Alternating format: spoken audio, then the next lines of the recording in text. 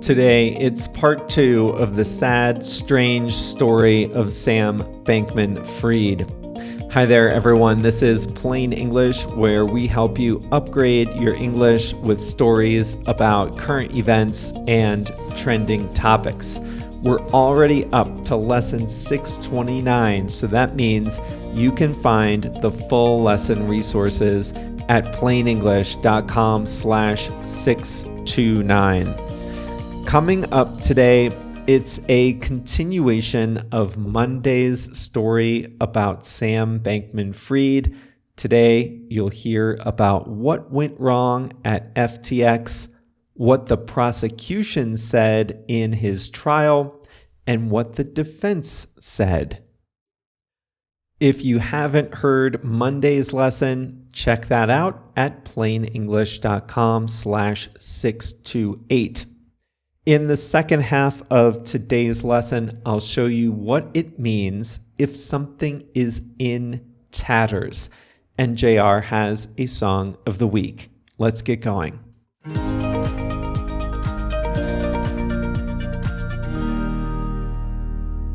Cryptocurrencies, since their beginning, have always been risky. If you lose the key to your Bitcoin wallet, the money is gone. There is no password reset function.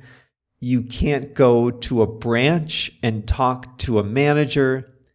If you lose the key, the value is gone. It can be lost, it can be stolen, and crypto is frequently stolen. Now, add to that, a lot of businesses in crypto are not exactly safe businesses. There are no regulations. That's one thing its fans love. For a long time, though, some people wanted to participate in crypto, but they were forced to do so on platforms and with companies that did not have great reputations. And every so often, an exchange or a wallet would get hacked or just blow up. And that made a lot of people nervous. Sam Bankman-Fried was an active crypto trader at his company, Alameda Research. And Sam Bankman-Fried spotted an opportunity. The opportunity was to create a company that would be like the responsible, respectable place to trade crypto. And so he created a company called FTX. And FTX put a lot of effort into being seen as the safest, most respectable, most legitimate place to trade crypto assets, unlike some of the dodgier places that were available at the time. FTX made friends in the US Congress. FTX sponsored conferences. Sam Bankman-Fried went on podcasts, spoke on stage, advised legislators. FTX produced television commercials and sponsored a sports arena.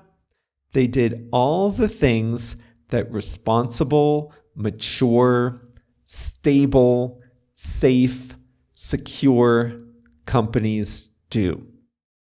The trouble is that behind the scenes, the company didn't have the tools to keep the platform safe.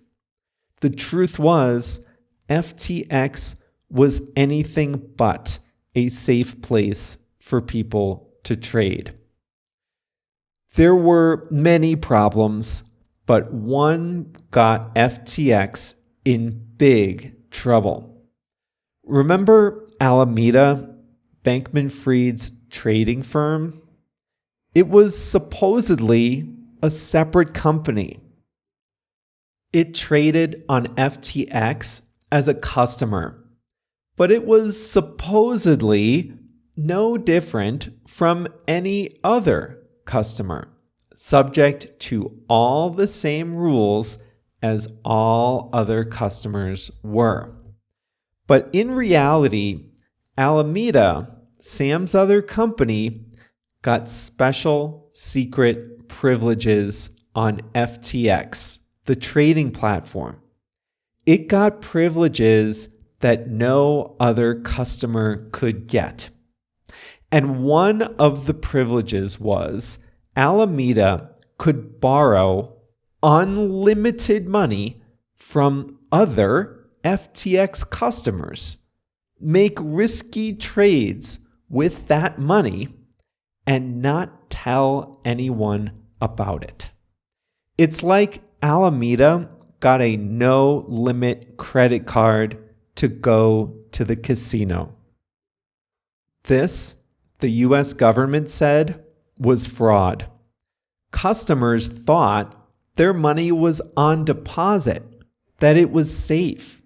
FTX told them that it was safe.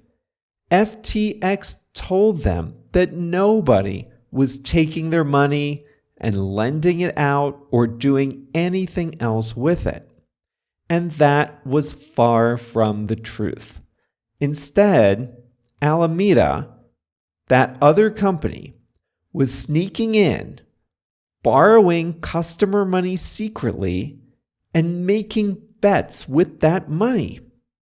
And then the predictable thing happened. Alameda lost a lot of bets. It lost at the casino. And that meant that FTX customer money, supposedly safe, FTX customer money was gone forever.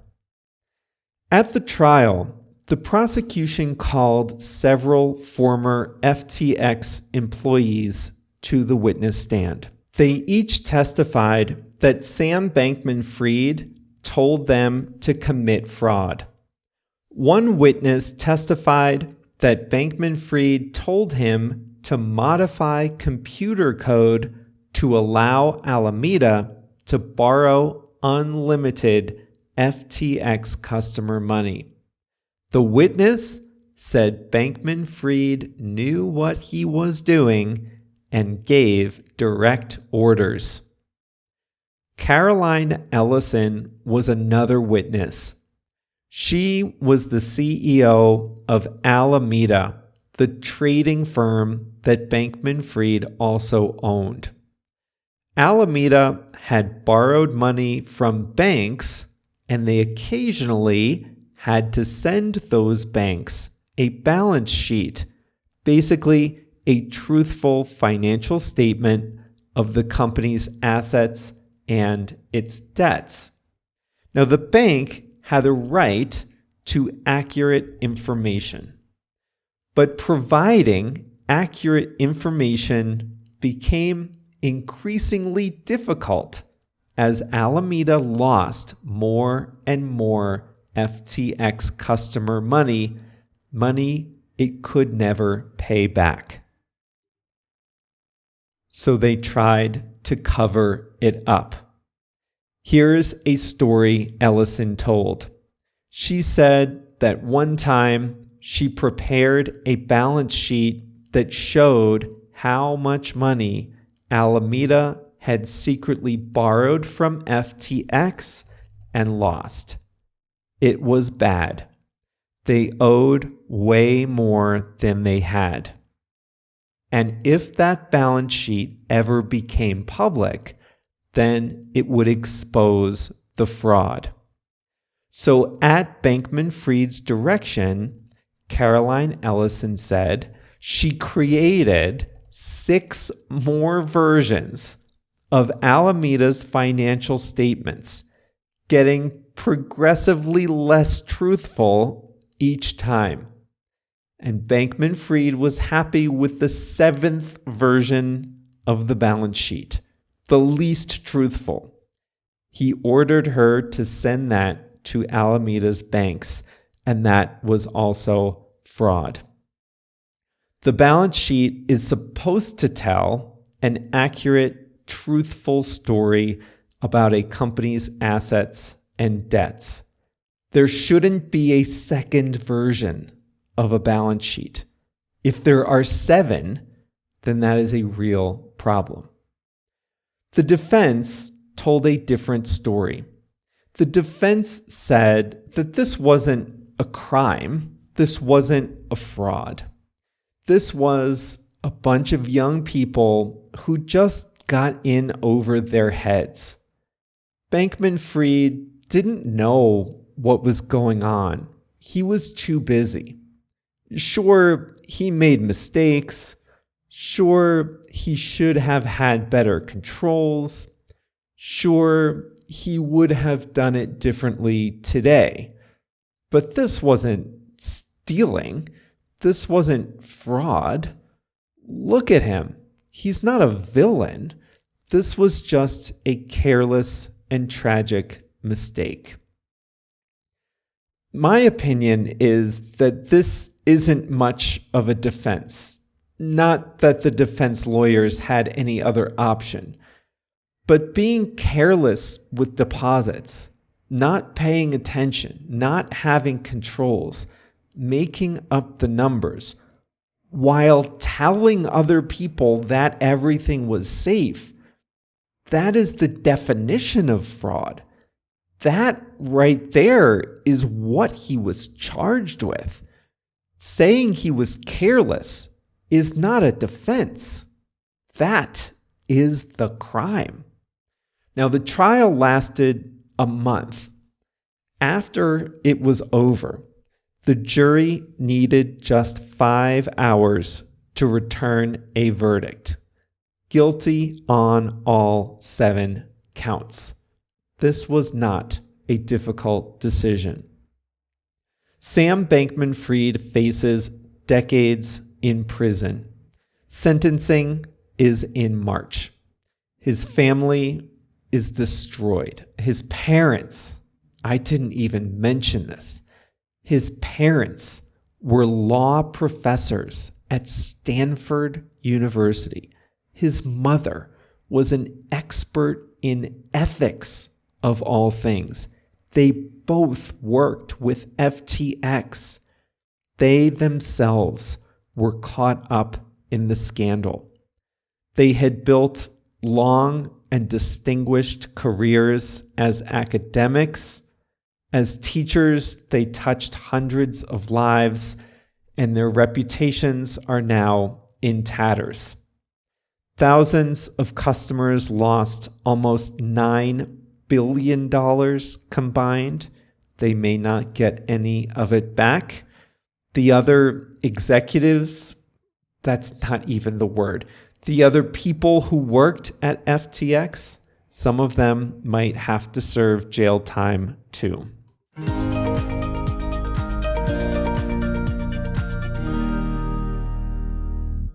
People were looking for a villain. Certainly, the prosecution painted Sam Bankman-Fried as a villain. I don't see it quite that way. I do think Sam Bankman-Fried is guilty of the charges.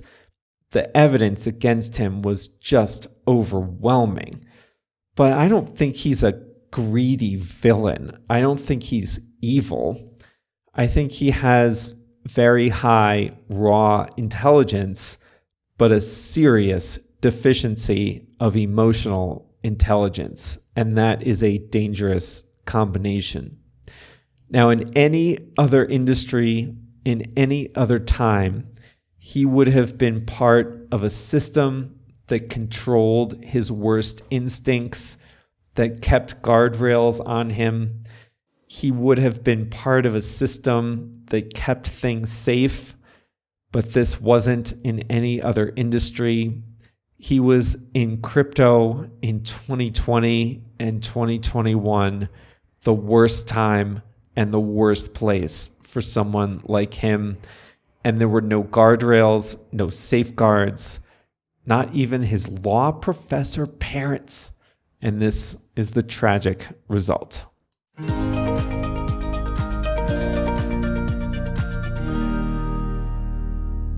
It's Thursday, so JR has selected a song of the week for us. It's called You Could Start a Cult by Niall Horan. A cult is like a group of people who have a religious-like devotion to just one person. So you could start a cult is sort of a compliment that you're good enough to be the figure of devotion. I don't know if that's the kind of compliment I would want, but it's a good song with good vocals. You Could Start a Cult by Niall Horan is the song of the week. Thank you, JR.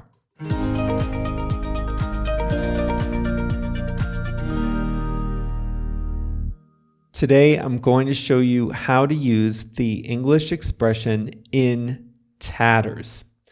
In a physical sense, in tatters refers to something that has been destroyed or torn to pieces. If a tornado goes through a town, it might leave buildings in tatters. That means it left the buildings torn to pieces. A really sad situation in Mexico. The resort town of Acapulco is in tatters after a strong hurricane hit Mexico's Pacific coast. The town is in tatters.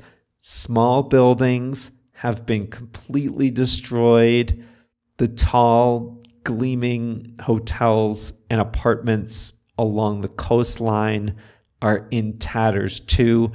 Their windows were blown out by the wind, and their interiors are a mess from the rain and the exposure. With their city in tatters, many residents of Acapulco have had to leave and stay with relatives and friends in other parts of Mexico. Those who stay face a long struggle to rebuild. Often we use in tatters to describe intangible things, relationships, friendships, alliances, hopes, dreams, investments, plans, and the way I used it in today's lesson, reputations. Sam Bankman-Fried's parents were law professors at Stanford University. Let me just say that again. Sam Bankman-Fried perpetrated the biggest fraud in crypto history. And that's saying something. And his parents are professors of law at a prestigious university. Now, you might be imagining that during this whole thing, Bankman-Fried's law professor parents weren't involved in their son's company. You might imagine that they were looking on with dismay at the profligate spending and careless ways in which Bankman-Fried ran FTX. That is not how it happened. Joe Bankman, the father, was a legal advisor to FTX during all of this. He even appeared in a television commercial for FTX, and he personally requested a $1 million annual salary. Barbara Fried, the mother, steered FTX company money toward political causes that she personally favored. So here are two law professors who are both hip deep in the biggest financial scam of this decade. They were not convicted of anything. They were not charged. They were not even on trial. Even so, their reputations are in tatters. Your dreams can be in tatters if something happens to ruin your plans. Here's one example that ChatGPT suggested to me. Her dreams of a perfect wedding were in tatters when heavy rain ruined the outdoor ceremony. Well, that's sad, ChatGPT. The New York Jets spent big money to get a star player, Aaron Rodgers, and just a few minutes into the first game of the year, he got hurt and he'll miss the rest of the season. So the Jets' dreams of winning a championship are in tatters. An agreement can be in tatters. We can say this if two sides are trying to come to an agreement, or if they have an agreement, but something happens to ruin that agreement. All right, on that note, we will say goodbye for now, just for now, because you never have to go more than a few days before the next Plain English comes along. And that will happen on Monday morning, bright and early, 6 o'clock a.m. Chicago time. They're published to your podcast feed and on the web. Now remember, this was lesson number 629, so the full lesson resources are available at plainenglish.com/629. See you back here on Monday.